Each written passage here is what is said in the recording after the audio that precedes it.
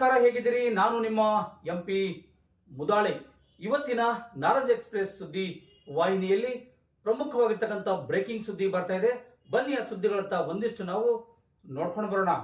ಸುರಕ್ಷತೆ ಹಿಂಪಡೆದು ಭಗವಂತ ಖೂಬಾಗ ಬೇರೆ ರಾಜಕಾರಣಿಗಳಿಗೆ ಹೆದರ್ಸಿನ ಗೆಲ್ಸಿದ್ರೆ ಇದು ನಿಮ್ಮ ಹಗಲ್ ಕನಸು ಅಷ್ಟೇ ಅನ್ನುವಂಥದ್ದನ್ನು ಎಸ್ಪಿ ಆದ್ರೆ ಸುರಕ್ಷತೆ ಹಿಂಪಡೆದು ಭಗವಂತ ಖೂಬಾಗ ಬೇರೆ ರಾಜಕಾರಣಿಗಳಿಗೆ ಹೆದರ್ಸಿನ ಗೆಲ್ಸಿದ್ರೆ ಇದು ನಿಮ್ಮ ಹಗಲ್ ಕನಸು ಅಷ್ಟೇ ಅನ್ನುವಂಥದ್ದನ್ನು ಎಸ್ಪಿ ಕಾನೂನು ಪ್ರಕಾರನ ನಾವು ವಾಪಸ್ ಹಿಂಪಡೆದಿದ್ದೀವಿ ಅಂತ ಅದೇ ಹೇಳ್ತಾ ಇದ್ದೀನಿ. ಹಾಗಾದ್ರೆ ಮೊದಲು ಕೊಟ್ಟಿದ್ದಂತ ಸರ್ಕಾರ ಅದೇ ನಿಮ್ಮ ಇಲಾಖೆ ಅಧಿಕಾರಿಗಳನ್ನೇ ಅವ್ರು ಕಾನೂನು ಬಾಹಿರ ಪಟ್ಟಿರುವಂತ ನನ್ನ ಕಾನೂನಿನ ಬಾಹಿರ ಇದು ಅನಿಸಿದಾಗ ಜಿಲ್ಲೆಯಲ್ಲಿ ನಡೀತಿರುವಂತ ಹಗಲು ದರೋಡೆ, ಹಗಲು ಕೊಲೆ, ಹಗಲು ಭ್ರಷ್ಟಾಚಾರ, ಹಗಲತ್ತು ನೂರಾರು ಟ್ರಕ್ಗಳ ಮುಖಾಂತರ ಬಡವರ ಅಕ್ಕಿ ಹೋಗ್ತಾ ಇದೆ, ಸ್ಪಟ್ ದಂಧೆಗಳು ನಡೀತಾ ಇದ್ದಾವ.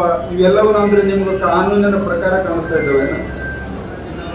ಒಬ್ಬ 10 ವರ್ಷದ ಸಂಸದ, 3 ವರ್ಷ ಕೇಂದ್ರದಲ್ಲಿ ಸಚಿವನಾಗಿ ಅನೇಕ ಒಂದು ಕಪ್ಪು ಚುಕ್ಕಿ ಎಲ್ಲಾರ್ಗಂತ ಕೆಲಸ ಮಾಡಿದಂಥ ಧ್ವನಿಯಂತಿನ ಕೆಲಸ ಮಾಡಿದಂಥ ಅಂಗರಕ್ಷಕನ ತಗೊಳ್ಳಕ್ಕೆ ನಿಮ್ಗೆ ಕಾನೂನು ಅಂತ ಹೇಳ್ತೀರಿ. ಇಷ್ಟೆಲ್ಲ ನಡೀತಾ ಇದ್ದಾವೆ ಹಡೆಯಾಗಲಾದ್ರೆ ಇದನ್ನ ಕಾನೂನು ಅಂತ ಕಾಣಿಸ್ತದೆ ನಿಮ್ಮ ಕಣ್ಣಿಗೆ. ಇಲ್ಲಿಗಲ್ ಪ್ರಶ್ನೆ ಮಾಡಿದ್ದಕ್ಕೆ ಈ ತರ ಮಾಡಿದಾರೆ ಅಂತ ಸಹಜವಾಗಿ ಯಾಕೆ ಮಾಡಿದಾರೆ ಅನ್ನೋದನ್ನ ಅವರೇ ಕೂಡಬೇಕಿಲ್ಲ. ಒಂದು ವೇಳೆ ಅವರು ಕಾನೂನು ಬಾಹಿರವಾಗಿದೆ ಅಥವಾ ಕಾನೂನು ಪ್ರಕಾರ ನಾವು ಹಿಂದೆ ತಗೊಂಡಿದ್ದೇವೆ ಅಂದಾಗ ಜಿಲ್ಲೆಯಲ್ಲಿ ನಡೆಯುವ ಚಟುವಟಿಕೆಗಳಿಗೆ ನಿಮಗೆ ಕಾನೂನಿನ ಸಮರ್ಥನೆಯನ್ನು ಕೊಡ್ತಾ ಇದ್ದೀರಲ್ಲ.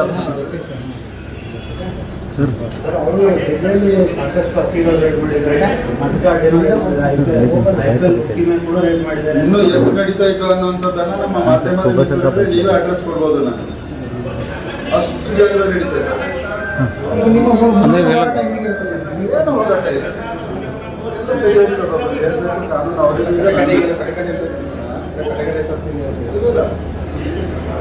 ಜಿಲ್ಲೆಯಲ್ಲಿ ಯಾವುದೇ ಕೆಟ್ಟ ಘಟನೆಗಳನ್ನು ನಡೆದಾಗ ಸಂಬಂಧಪಟ್ಟ ಇಲಾಖೆ ಪೊಲೀಸ್ ಇಲಾಖೆ ನಡೆಯುತ್ತದೆ. ಅದನ್ನ ಜನರ ಮಧ್ಯದ ಘಟಘಟೆಗೆ ತರುವಂತ ಜವಾಬ್ದಾರಿ ನಮ್ದಿದೆ. ತಂದಿರ್ತೀವಿ ಜನರಿಗೆ ಇನ್ನು ಈ ಸರ್ಕಾರ, ಈ ಮಂತ್ರಿಗಳು, ಈ ಅಧಿಕಾರಿಗಳ ಚರ್ಮ ದಪ್ಪ ಇದೆ.